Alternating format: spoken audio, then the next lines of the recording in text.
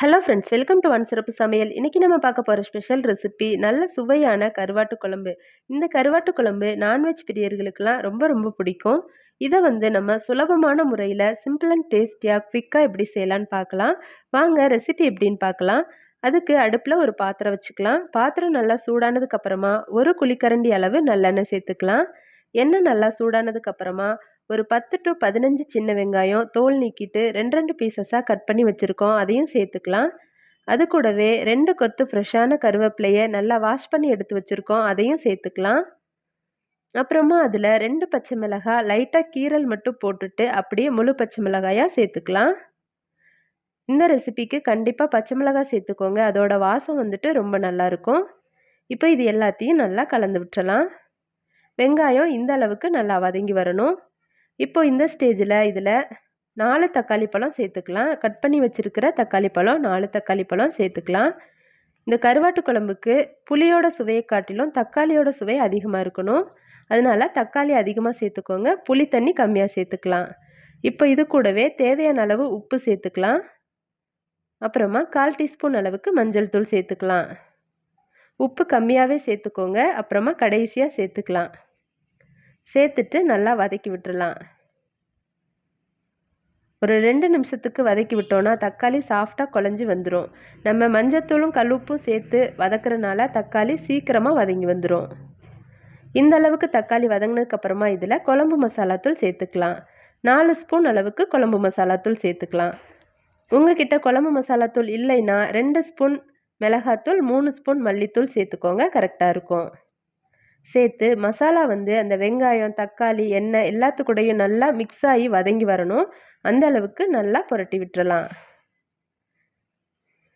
இப்போ பாருங்கள், மசாலா அந்த தக்காளி வெங்காயத்து கூட நல்லா வறுபட்டு வந்துருச்சு. இப்போ இந்த ஸ்டேஜில் இதில் கட் பண்ணி வச்சுருக்கிற வெஜிடபிள்ஸ்லாம் ஆட் பண்ணிக்கலாம். கருவாட்டு குழம்புக்கு உருளைக்கிழங்கு, கத்திரிக்காய், முருங்கைக்காய், வாழைக்காய் எல்லாமே சேர்த்து செய்யும் போது ரொம்ப நல்லாயிருக்கும். உருளைக்கிழங்கை தோலோடையே போட்டுக்கோங்க. காய் எல்லாமே இந்த சைஸ்க்கு கட் பண்ணி சேர்த்துக்கலாம். மொச்சக்கொட்டை இருந்ததுன்னா கண்டிப்பாக சேர்த்துக்கோங்க. அது சேர்க்கும் போது கருவாட்டு குழம்பு இன்னும் நல்லா வாசமாகவும் டேஸ்டியாகவும் இருக்கும். சேர்த்துட்டு காய் எல்லாமே மசாலா கூட மிக்ஸ் ஆகிற அளவுக்கு நல்லா கலந்து விட்டுறலாம். அடுப்பு நல்லா சிம்மில் வச்சுட்டு கலந்து விடுங்க.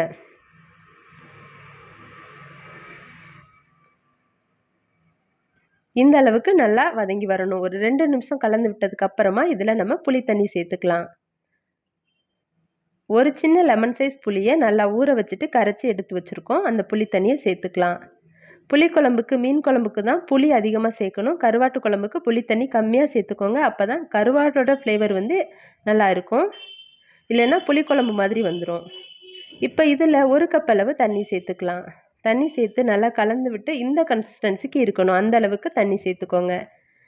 ரொம்ப திக்காக இருந்ததுன்னா காய் வெந்து வரும்போது தண்ணி பத்தாது. அதனால் இந்த கன்சிஸ்டன்சிக்கு வச்சுட்டு அடுப்பை க்ளோஸ் பண்ணிவிட்டு பாத்திரத்தை க்ளோஸ் பண்ணிவிட்டு மூடி வச்சிடலாம்.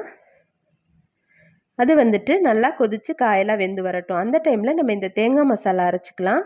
அதுக்கு 4 ஸ்பூன் அளவுக்கு துருவன தேங்காய், 2 கொத்து கருவேப்பிலை, 10 பல் பூண்டு, 1 ஸ்பூன் ஜீரகம், 1/2 ஸ்பூன் சோம்பு, 1/2 ஸ்பூன் மிளகு எல்லாத்தையுமே ஒரு 90% அளவுக்கு நல்லா அரைச்சி எடுத்துகிட்டு வந்துக்கலாம். இப்போது காய் வெந்துருச்சான்னு ஓப்பன் பண்ணி பார்க்கலாம். பாருங்கள், நல்லா கொதிச்சிருச்சு. தலை ஒரு 10 டு 15 நிமிஷம் நல்லா கொதிச்சிருக்கு.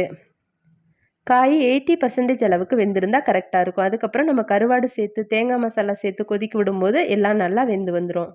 பாருங்கள், வெந்துருச்சு காய். இப்போ இந்த ஸ்டேஜில் நம்ம வாஷ் பண்ணி எடுத்து வச்சுருக்கிற கருவாடு துண்டுகளை சேர்த்துக்கலாம். நீங்கள் உங்ககிட்ட என்ன கருவாடு இருக்கோ அந்த கருவாடு சேர்த்துக்கலாம். நல்லா சுத்தம் பண்ணிவிட்டு சேர்த்துக்கோங்க, அப்போ தான் வாசம் நல்லாயிருக்கும். சேர்த்துட்டு லைட்டாக மிக்ஸ் பண்ணி விடுங்க, ரொம்ப போட்டு கலக்கக்கூடாது. இந்த மாதிரி மிக்ஸ் பண்ணி விட்டுட்டு திரும்பவும் லிட்டு போட்டு க்ளோஸ் பண்ணி ஒரு 3 நிமிஷத்துக்கு வேக விட்டுறலாம். 3 நிமிஷத்துக்கு மேலே விட வேணாம், 3 நிமிஷத்துலேயே கருவாடு நல்லா வெந்து வந்துடும். 3 நிமிஷத்துக்கு அப்புறமா ஓப்பன் பண்ணி பார்க்கலாம். பாருங்கள், எண்ணெய் பிரிஞ்சு நல்லா வெந்து வந்திருக்கு. கருவாடுமே நல்லா வெந்துருச்சு.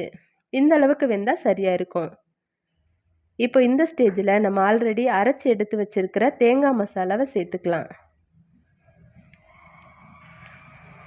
தேங்காய் எல்லாமே நம்ம பச்சையாக அரைச்சி சேர்த்துருக்கிறனால இன்னும் ஒரு 5 நிமிஷத்துக்கு நம்ம கொதிக்க விடணும். தேங்காய் மசாலா சேர்த்துட்டு அது கூடவே கொஞ்சமாக தண்ணி சேர்த்து மிக்ஸ் பண்ணிடலாம். தேங்காய் சேர்த்துருக்கிறனால குழம்பு இன்னும் கொஞ்சம் திக்காகும். அதனால தேவையான அளவு தண்ணி சேர்த்துக்கோங்க. தண்ணி சேர்த்ததுக்கப்புறம் இந்த அளவுக்கு இருக்கணும் குழம்போட கன்சிஸ்டன்சி. அப்போ கரெக்டாக இருக்கும். இப்போ இந்த ஸ்டேஜில் உப்பு பத்தலைன்னா உப்பு சேர்த்துக்கோங்க. நம்ம தக்காளி வதக்கும் போது உப்பு சேர்த்துருக்கோம். அதுக்கப்புறமா கருவாட்டிலேயே உப்பு இருக்கும். அதனால் டேஸ்ட் பண்ணி பார்த்துட்டு தேவைப்பட்டால் சேர்த்துக்கோங்க, இல்லைன்னா ஸ்கிப் பண்ணிக்கலாம். சேர்த்து நல்லா கலந்து விட்டு திரும்பவும் லிட்டு போட்டு க்ளோஸ் பண்ணி ஒரு 5 நிமிஷத்துக்கு மூடி வச்சுருங்க. அப்போ எல்லாமே நல்லா ஒன்று சேர்ந்து வெந்து வந்துடும். அவ்வளோதான். இப்போ பாருங்கள், நல்லா கொதிச்சு வந்துருச்சு. நம்ம அரைச்சி ஊற்றின மசாலாவோட பச்சை வாசனமும் போயிருச்சு. ரொம்ப நல்லா பர்ஃபெக்டாக வந்திருக்கு.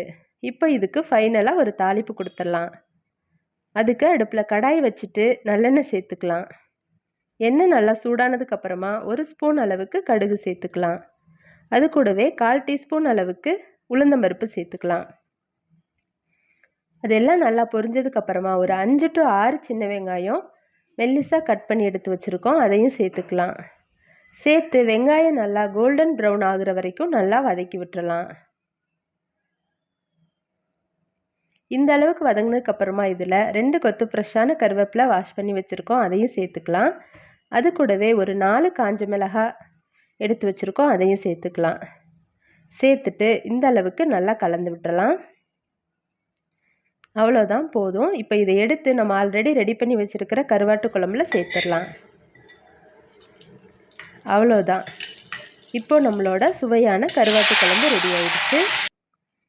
இந்த ரெசிபி உங்களுக்கு பிடிச்சிருந்தா நீங்களும் ட்ரை பண்ணி பாருங்கள். ட்ரை பண்ணி பார்த்துட்டு எப்படி இருக்குன்னு கமெண்ட் பண்ணுங்கள். உங்களோட ஃப்ரெண்ட்ஸ் அண்ட் ஃபேமிலிக்கு ஷேர் பண்ணுங்கள். நம்மளோட வான் சிறப்பு சமையலை சப்ஸ்கிரைப் பண்ணி நம்ம அடுத்தடுத்து போடுற வீடியோஸை மிஸ் பண்ணாமல் பாருங்கள். தேங்க்ஸ் ஃபார் வாட்சிங்.